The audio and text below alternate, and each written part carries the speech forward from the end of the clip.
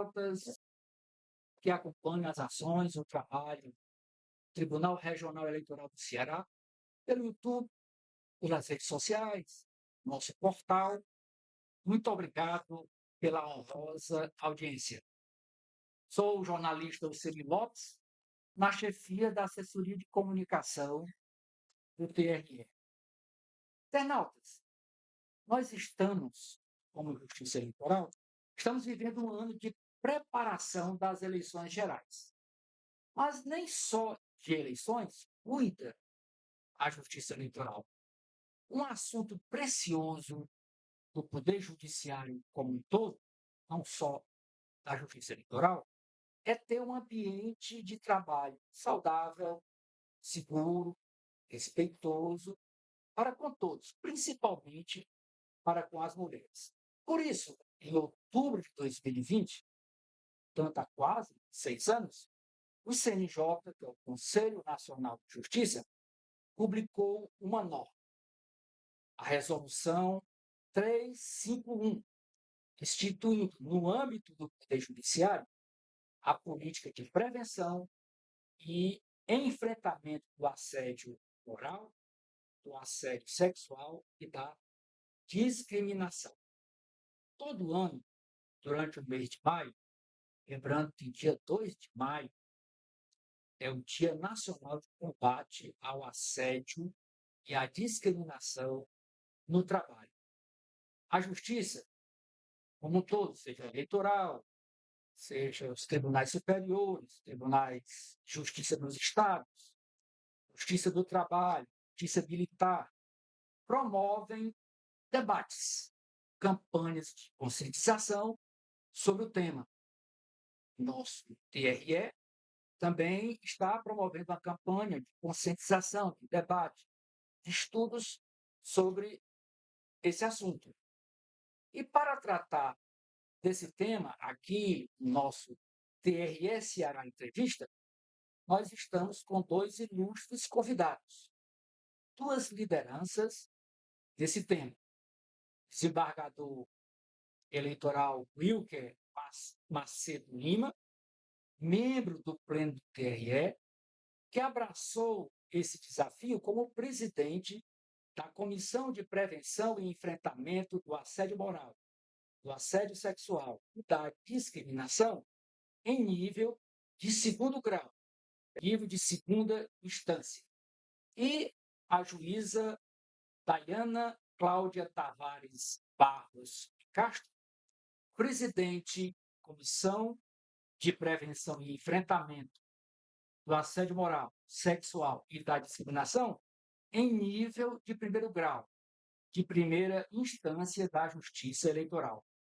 Doutora Dayane é juíza da 63ª Zona Eleitoral, lá na cidade de Boa Viagem, e abrange também o município de Madalena. Desembargador Wilker, obrigado por atender o nosso convite. Por que a prevenção e o enfrentamento ao assédio e à discriminação é uma pauta estratégica e judiciária? Obrigado, Oceli. Boa tarde. Boa tarde, cumprimento também a doutora Dayana. Boa tarde, parabenizo pela iniciativa. Antes de tudo, a gente está falando, pode esquecer, de dignidade da pessoa humana, né? E um ambiente de trabalho não é um local para ter sofrimento, medo, angústia. É um local para ter harmonia. Então, como você já mencionou, estão preocupados com esses valores, com esse ambiente de trabalho, o CNJ editou a Resolução 351, que estabelece essa política de prevenção e combate ao assédio no âmbito interno do Poder Judiciário. Doutora Dayana Tavares, obrigado também por atender o nosso convite. E eu faço a mesma pergunta. O que a prevenção do enfrentamento ao assédio e à discriminação ainda é um tema forte do poder judiciário? Primeiramente, né, agradecendo aqui o convite, também o doutor Will que está aqui, falando sobre um tema tão importante, e complexo, diante da dificuldade mesmo inerente ao assunto do assédio. As pessoas, no geral, têm dificuldade de falar sobre isso. até porque viola algo íntimo, né, da dignidade da pessoa e principalmente na linha de frente, que eu chamo assim, o primeiro grau, onde tem magistrados e servidores na ativa, é difícil, lidar com a realidade se não tiver realmente uma equipe, unida com o propósito de fazer um bom trabalho, mas principalmente de realizar esse trabalho de forma saudável, um ambiente saudável de trabalho. As resoluções do CNJ, como o desembargador Wilton mencionou, tem a resolução 351 de 2020 e a mais recente, que é a 671 de 2026, com algumas alterações que amplia a proteção a essas vítimas. Mas o mais importante é a gente saber lidar com a equipe como pessoas.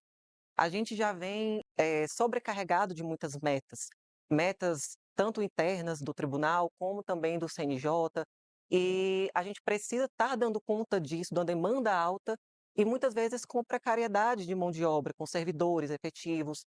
E então essas exigências acabam sobrecarregando.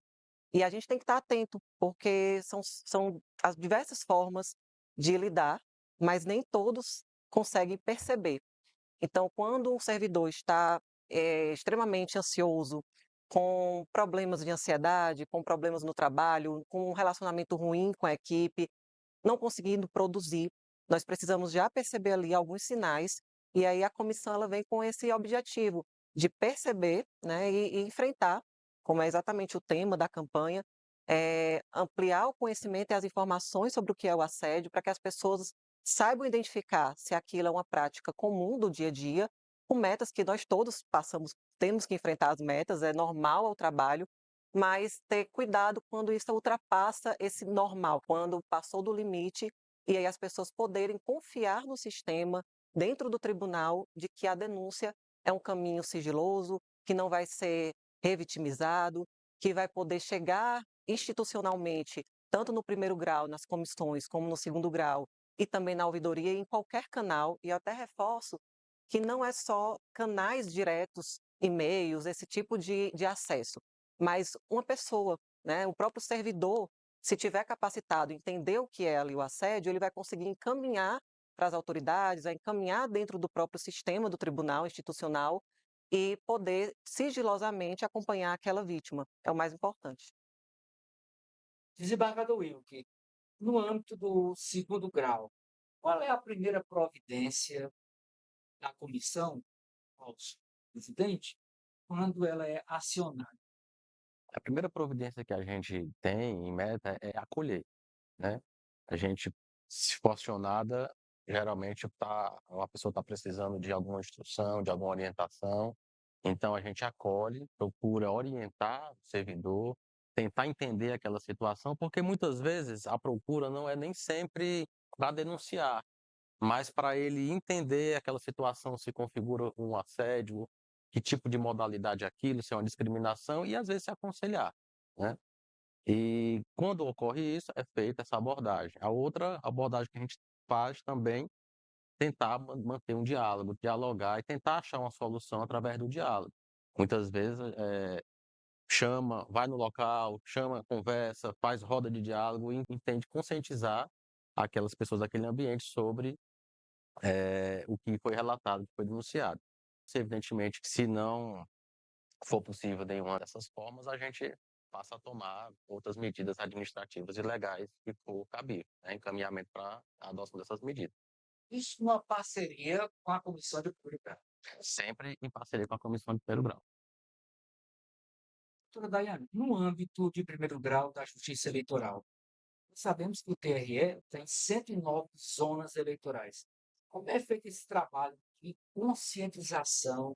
É esse o maior objetivo da comissão. Quando o CNJ institui essas resoluções, é para fortalecer o próprio tribunal a criar essas comissões e comissão do primeiro e segundo grau em conjunto poder atuar nessa linha de frente mesmo divulgando. A gente vai fazer o lançamento da cartilha, colocando para as pessoas terem acesso, os servidores, magistrados, sobre o que é o assédio, os tipos de assédio. Então, o conhecimento faz toda a diferença. Então, as pessoas têm tanto medo sobre o assédio que elas não procuram, muitas vezes, essa informação sobre o que é. E às vezes tem um colega do nosso lado passando por uma situação de assédio, a gente não percebe. Então, lendo a cartilha, a comissão levando informações, a pessoa se percebe naquele lugar e aí chegou o momento de dizer assim: "Eu acho que eu estou passando por isso, eu sei de um colega que está". Então eu acredito que hoje existe muito medo sobre o assunto. Então falar sobre o assunto é um dos principais objetivos dentro da comissão, em parceria tanto do primeiro grau quanto do segundo grau, é a gente falar sobre o tema mesmo, ser chato até, porque quanto mais a gente fala, mais denúncias aparecem. Nós hoje temos pouquíssimas denúncias, porque as pessoas têm medo, realmente é um medo de falar. Então, quando a gente mostra que o sistema funciona, que vai ser tomado medidas adequadas, quantos de nós, hoje, que já foi servidor, tem medo de perder aquele, ou é terceirizado, ou é um cargo comissionado, tem medo de denunciar, porque pode perder o seu trabalho, o seu emprego.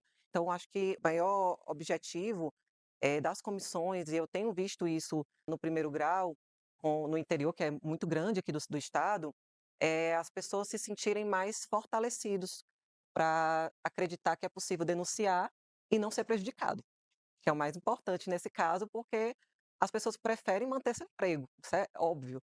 Então, para chegar o momento de denunciar, a pessoa vai estar ali realmente no limite. Então, a gente está num mês, né, de campanha, o TSE, né, tem esse papel de divulgar, de fortalecer isso dentro dos tribunais, e aqui nós estamos também fortalecendo essa campanha para que institucionalmente, tanto os magistrados, servidores, desembargadores, possam em conjunto ser parceiros, para ser esses canais de acesso e de denúncias. Essa cartilha a gente buscou porque realmente é importante ter uma forma de, fisicamente, as pessoas conhecerem mais sobre as comissões, quem faz parte das comissões e o que é. Então, o nome da cartilha é Cartilha de Prevenção ao Assédio Moral, ao Assédio Sexual, ao Assédio Eleitoral e à Discriminação. Então, ela é uma cartilha que a gente queria até ter feito ela com maior densidade, mas como ela é bem informativa, também a gente precisa atingir o público como um todo e que seja fácil de ler, né, tem a acessibilidade também. Então aqui ela vai tratar sobre o ambiente de trabalho saudável, o que prejudica o ambiente de trabalho, o que é o assédio moral, o que não caracteriza, que é importante diferenciar. Por exemplo, não é assédio cobrar prazos razoáveis, avaliar desempenho funcional, porque isso é uma obrigação. Mas quando a gente ultrapassa esse limite e cobra metas que não deveriam existir, ou então a pessoa passar do seu horário de trabalho, então você tem um horário de trabalho e o seu chefe pede para você trabalhar de madrugada, nos finais de semana, é uma cobrança exagerada e a pessoa tem uma vida, né, além do trabalho. O assédio sexual, que é muito importante falar também, porque a gente está vendo diversos casos, em âmbito nacional, inclusive, de situações de magistrados ou desembargadores, ou mesmo, né, de servidores, que acabam ultrapassando o limite ali do que a pessoa se sente dentro da sua dignidade. Tem gente que não gosta de toque, né? Então, você tem que respeitar. E muitas mulheres têm passado por situações, não que sejam só mulheres, a gente acaba vendo que os casos de violência sexual, assédio sexual, acontece na maioria dos casos com mulheres. E aí, quando uma vítima denuncia, isso também reverbera para que outras vítimas se sintam acolhidas e denunciem também, né? E assim tem acontecido. Vai falar da discriminação, quais são os tipos, o assédio eleitoral e as normas, a regulamentação sobre o assunto. Tá? A cartilha está bem completa, tá? E também os locais onde denunciar, que é muito importante. Ela falou que uma das barreiras é medo, Sim. mas o público-alvo é consciente dos canais de contato, de denúncia? Bom, a cartilha traz aqui as portas de entrada, mas as portas de entrada eu sempre falo que pode ser qualquer um de nós. Se um servidor, mesmo que ele não queira protocolar no e-mail, formalmente ou no WhatsApp, ele chega num colega e fala sobre isso, esse colega, ele, de forma sigilosa e mantendo anonimato, ele pode ir procurar as comissões, pode procurar a ouvidoria da mulher, todos os canais, institucionalmente, quando estão unidos nesse propósito, são portas de entrada. Então, não precisa ser especificamente eu vou protocolar um e-mail na comissão. Não. Qualquer um de nós, como membros do TRE, né, como membros do tribunal, ficamos responsáveis por acolher. Por isso que é importante estar divulgando a cartilha, aqui esse momento, para que as pessoas entendam que não existe uma porta só. A denúncia ela pode ser feita por diversas formas, tanto de forma pessoal, com o colega, como também por e-mail, WhatsApp, qualquer forma. O importante é não ter medo de denunciar. Lembrando aqui aos internautas os canais da ouvidoria de comunicação de contato com a ouvidoria do TRE. Para sugestões, telefones, é o DDD 85 3453 3857. Também pode ser feito pelo WhatsApp, DDD 85 99430 6318. O e-mail da ouvidoria é ouvidoria@tre-ce.jus.br. E se a pessoa preferir tratar do assunto presencialmente, a ouvidoria funciona na sede do TRE, em Fortaleza, no andar L, na rua Doutor Pontes Neto, número 800, bairro Luciano Cavalcante. Você pode anotar os contatos nos caracteres aqui abaixo. Desembargador Wilker, doutora Dayana fala um pouco mais para o público feminino, mas pode chegar também ao público-alvo masculino. A comissão, na verdade, ela atua de diversas frentes. Mas o assédio moral, ele pode ocorrer do ambiente, a pressão, os isolamentos, a cobrança indevida, o constrangimento, a humilhação, ela pode ocorrer com qualquer, né, seja homens ou mulheres. Mas ele também atende não só o assédio moral, como o assédio sexual, como a doutora Dayana falou, é quando esse assédio tem conotação sexual, toques, como o exemplo que ela deu, insinuações, insistir em convites contra a vontade da pessoa. E também tem a discriminação. A discriminação é a prática injusta em razão do gênero, em razão da orientação sexual, em razão da cor, da idade, de orientação política. Então, também há outras formas que atendem e podem, sim, afetar o público masculino. Estamos já quase encerrando aqui nossa entrevista. Agradeço mais uma vez o desembargador Wilker, juíza Dayana Tavares, desejar sucesso nessa missão dentro da Justiça Eleitoral do Ceará. Mas, desembargador Wilker, como uma última pergunta, em que podemos avançar nessa política iniciada em 2020? Eu digo que há dois desafios que nós temos nessa política que eu tenho percebido e bem citado aqui pela doutora Dayana. Um é o desconhecimento.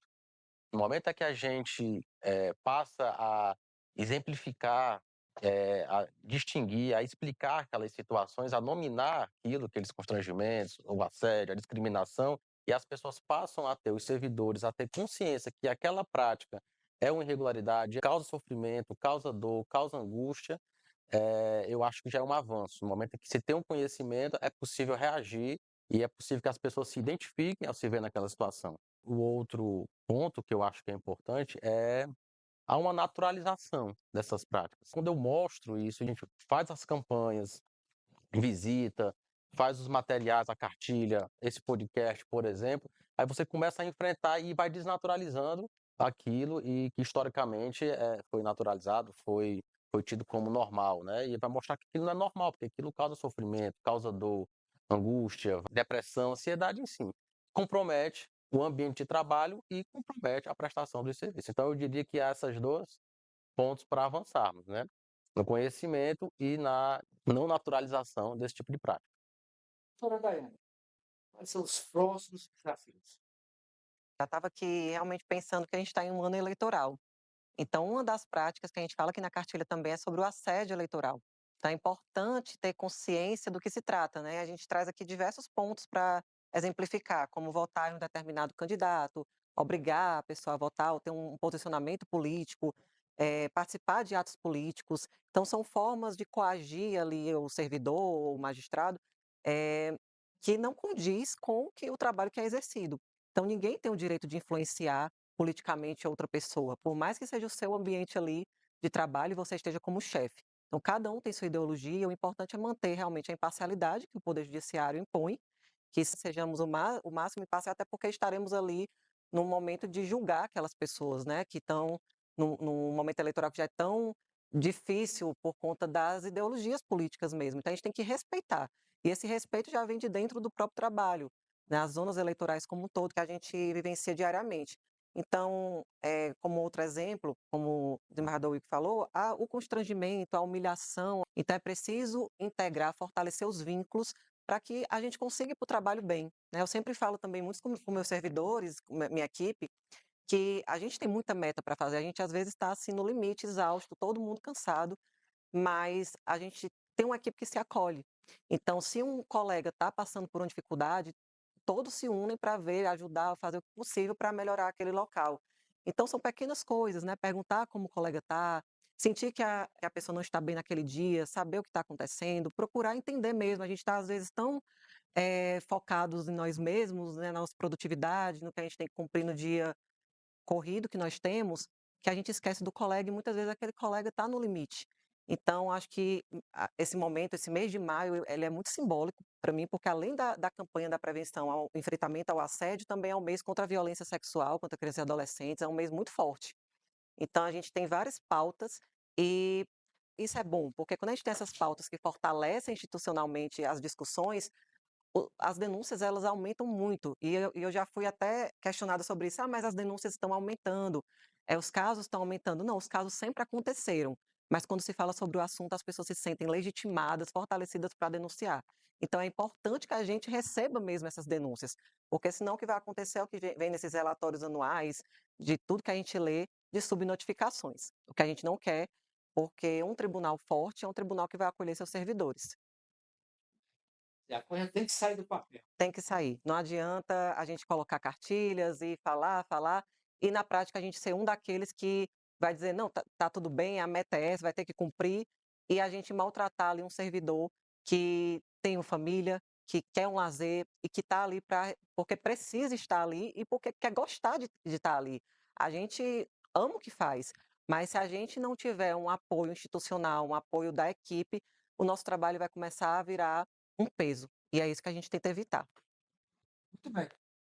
Agradeço a audiência dos internautas e os convido a acessar os canais de comunicação do Tribunal Regional Eleitoral do Ceará e ficar por dentro das ações da Justiça Eleitoral Cearense.